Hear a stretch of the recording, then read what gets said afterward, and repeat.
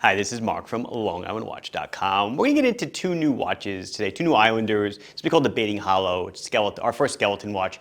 Before I do, really quick, I want to take one minute, maybe two, to just thank you guys. Thank everybody, thank all my customers. But really, people that wanted a Rangemaster, which as I'm filming this 3 days after it was released is 90% sold out. That's about 900 units. The site did crash due to the influx of traffic, and for a period of about 18 to 20 hours, it was very hit and miss in certain parts of the globe as certain changes were propagating.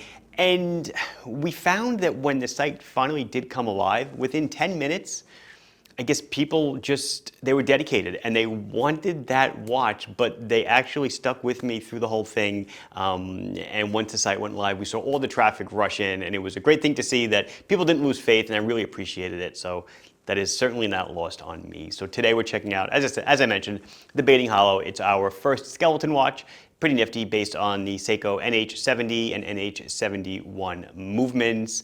My always check, I am wearing my Islander JFK still, Dark and Stormy. Dark and Stormy is sold out. The white and the blue dial still remain. I want to say a couple dozen of each are left. This one was definitely a success. And on my other wrist, the original Rangemaster. This one was released in 2022. This is a limited run of 500 units. And well, hopefully there'll be many more Rangemasters to come. Time shall tell. For now, let's see the skeletons. So here we are with the Islander Baiting Hollow ISL 165 and 166, 349, 329. It's kind of funny looking at these watches on video camera. I guess I'll find out when it's produced how it looks on screen. In real life, this one was the easier one to discern the hands, and this is the one we worked on and kept thickening and thickening and thickening the hands to get it visible. But in video, it's kind of the opposite. But just, I don't know, take my word for it that in real life, this one they're actually both really easy to read. The hands do pop against the background. I guess in this case, I was looking at reflections. If I look at it dead on, like that, I guess it kind of gets lost, but it doesn't look like that to my eyeballs whatsoever. It kind of appears more like that. Okay, anyway, mini rant over. So it is a 42 millimeter watch. It is 14.3 thick to a flat sapphire crystal with AR on the underside. It is a 49.5 millimeters on the lug tip to lug tip. If you are an Islander fan, you may remember this case from the ISL 79 and ISL 80, I believe. It's kind of like a Panerai-ish case.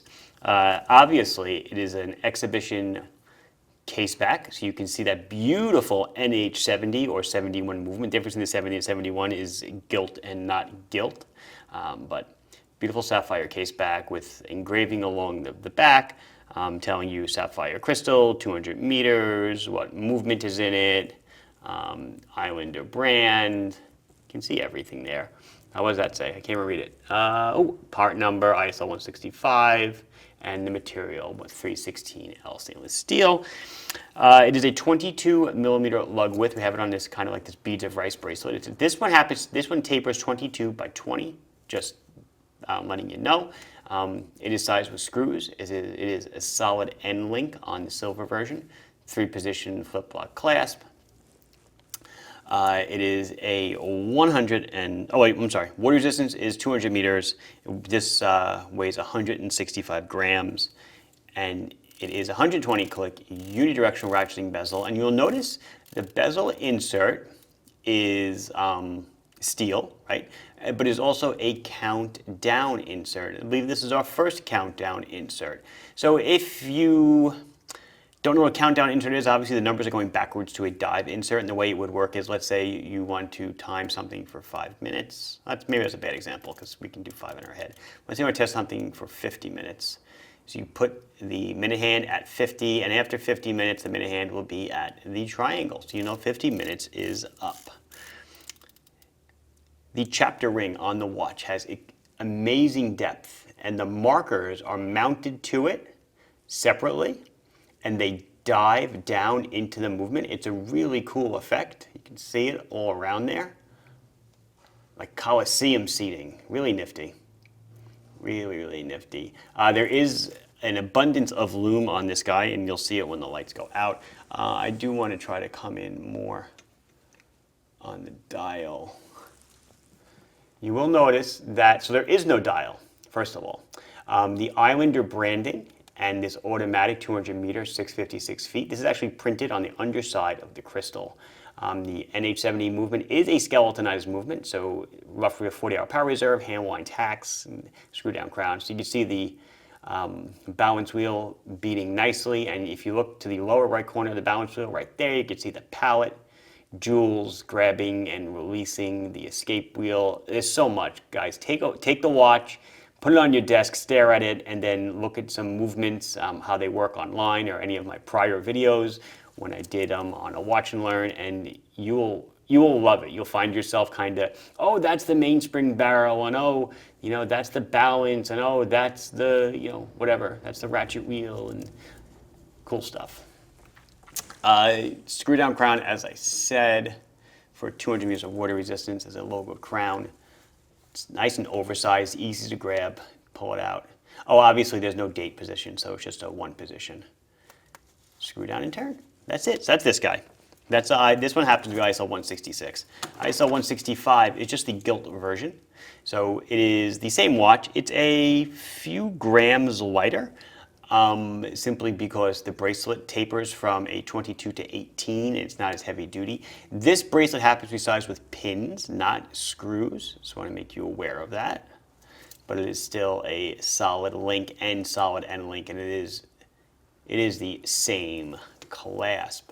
So this is the NH71 movement, same movement, just done in gilt. So to provide contrast, we did black writing on the crystal. You could see it. It is black hands. There is a dot of lume at the tip of each hand. We went round and around and around with the lume on this thing for a long time before we got the hand thickness right and the amount of lume correct. We obviously skeleton hands. We don't want to obscure the view of the skeletonized movement. So there's a trade-off between legibility and viewability of the movement, and I think we made a nice choice here. It is a nice bracelet. You know what type this is. I won't say it. You can say it as much as you want. 120 click bezel still. This one though uses a ceramic insert, but the numbers are filled. As you can see, this countdown insert is filled with gold paint, or gold tone paint, gold leaf tone paint, whatever you want to call it. And the crown itself is also done in a yellow gold tone. Pretty nifty. Not too much flash. It looks really nice. Let's see. I think that's everything I want to go over. Let's do the lume and some wrist stuff. We'll do two lumes because they are loomed differently. So this is that silver one. Looks awesome. The hands are done in BGW 9. Everything just glows amazingly. Look at those cool markers on the chapter ring. It's beautiful. This looks really, really sharp. And here is the gold one. It's done with C3 Super Luminova. So you will make out a dot right over here before the 3 o'clock and a dot right over here after the 10 o'clock. So it is 251, 252, and the second hand ticking away as well. Because the hands are black, we could not lume them successfully. Black lume just simply doesn't work. So the tips of the hands have these little dots of lume that actually are visible. You may have to hunt for them, but they are visible. Really quick, I guess I didn't say what Baiting Hollow is. Baiting Hollow is a town on the north shore of Long Island. Always had a spooky-ish kind of name for me. Sure, there are things that go on there around Halloween time in the name of the season, I guess, but I don't know, Hollow, Skeleton's a Hollow, Skeleton Watch is Hollow, Baiting Hollow. I don't know, just sounded cool to me. There were some other options named after cemeteries and stuff. I just thought that was a little bit too morbid. If you're a Long Islander, you probably have many in your mind that you could throw in the comments. I know them. Bracelet is very long. You'll be able to fit probably easily up to an 8-inch or even more, 8¼ inch wrist on this guy.